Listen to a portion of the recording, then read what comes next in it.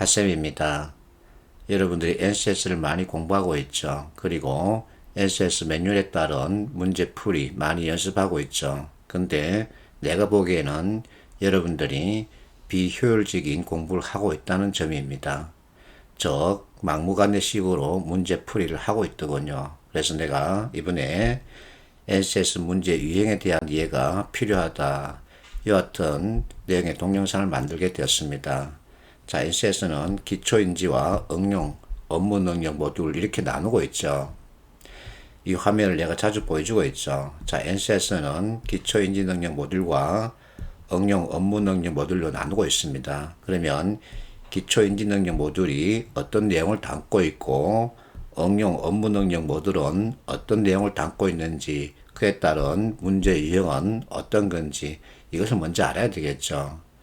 자, 출제 관련된 내용입니다. 충부 발전은 인지 요소 중심으로 출제하고 있고 건보 같은 경우는 업무 모듈 관련 내용으로 출제하고 있죠. 그래서 자기가 지원하는 공기업 그 성격에 따라서 이 인지 능력 모듈 쪽으로 비중을 두고서 준비할 것이냐 아니면 응용 업무 능력 모듈 쪽으로 비중을 두고서 준비할 것이냐 이와 같은 전략을 짤 수 있어야 합니다. 근데 여러분들은 이와 같은 요소를 무시하고 마냥 문제만 풀고 있죠. 그러니까 여러분들이 원하는 점수가 잘 안 나오는 겁니다. 그러면 의사소통 영역의 경우 기초 인지 능력을 묻는 문제 유형은 어떤 것을 말하는지 이것을 정확하게 알고 있어야 문제 풀이가 쉬워지겠죠. 자, 여러분들이 고등학교 때까지 배웠던 이론 바탕의 문제 유형을 말합니다. 그래서 제목 찾기, 주제, 논지, 개요, 전개 방식, 문단별, 세부 내용 파악, 일치, 불일치, 부합 이와 같은 문제 유형을 말하죠.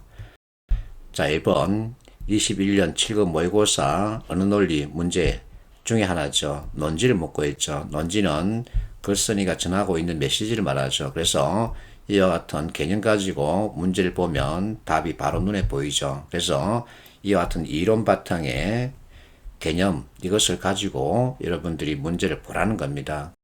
그러면 쉽게 접근할 수 있죠. 쉽게 접근하면 많이 풀 수 있고 또 많이 풀어야만 내가 원하는 점수를 만들 수 있는 거죠. 자, 20년 코레일이 발표한 샘플 문항입니다. 글 전개 방법에 대한 이해를 묻고 있죠. 이것이 여러분들이 고등학교 때까지 배웠던 이론 바탕의 문제 유형이라는 거죠. 이와 같은 것을 인지 능력 모듈 형태의 문제라고 그럽니다. 자, 이번에는 수리 영역입니다. 수리 영역에서 여러분들이 접하는 문제 유형들 대개 약수, 배수, 방정식 이와 같은 것들이죠. 여러분들은 이와 같은 문제 유형을 응용 수리라고 하더군요. 그래서 응용 수리에 해당되는 문제 유형이 바로 기초 인지 모듈 문제 유형이라고 보면 됩니다. 자, 이번에는 문제 해결 영역의 기초 인지 능력 모듈형 문제입니다. 여러분들이 많이 공부하고 있는 명제, 순서 정하기, 위치 파악, 조건 판단 이와 같은 것들을 문제 해결 영역의 기초 인지 능력 모듈형 문제라고 볼 수 있습니다. 그래서 이와 같은 문제들이 시험에 자주 등장하죠. 근데 이 비중은 점차 떨어지고 있습니다. 자, 이번에는 업무 능력 관련 문제 유형입니다. 의사소통 편인데, 자, 이 글을 보면 무슨 특징을 발견할 수 있냐면 업무 관련 특정 상황을 제시하고 있다는 점이죠. 그래서 업무 능력 문제는 일과 관련된 상황을 제시하고 있다는 점, 이것만 다를 뿐 실제 기초인지 능력 모듈의 문제와 별 다를 게 없습니다.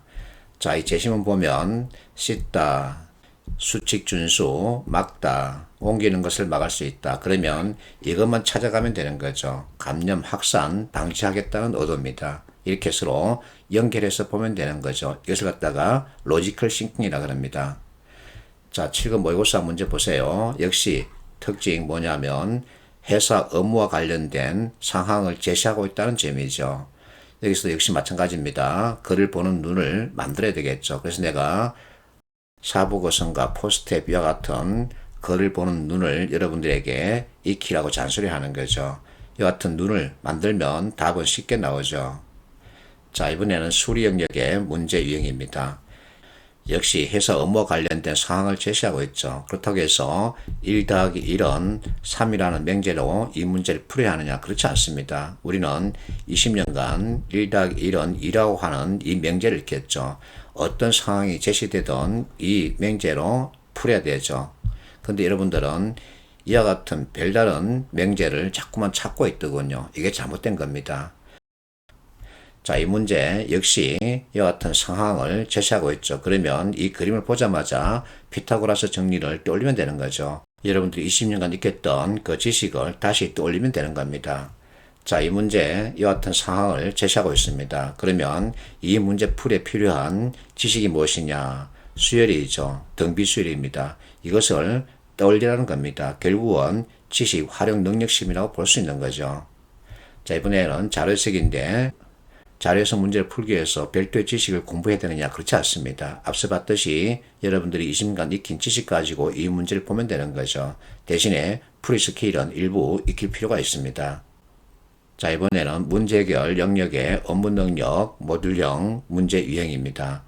자, 이와 같은 업무 사항을 제시하고 있고 거기에 20%, 80% 이와 같은 정보를 주고 있죠. 그러면 이것을 보자마자 파레토 법칙이라고 하는 지식을 요구하는구나 이렇게 머릿속에서 빨리 판단해야 하는 겁니다. 그래서 NCS 시험은 지식 재활용 능력 평가 시험이라는 거죠.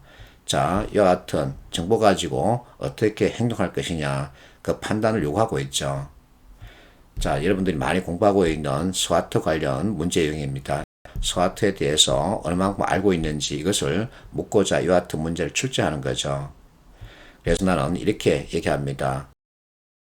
코렐만을 위한 NCS, 석유공만을 위한 NCS 또는 특정 발전 회사만을 위한 NCS 이와 같은 형태는 존재하지 않는다. 그러니까 기초인지 업무, 능력 이것이 무엇을 뜻하고 기초인지 능력 모듈형 문제가 어떤 것이 있고 이것을 비중 높게 시험에 출제한 회사는 어떤 회사가 있다.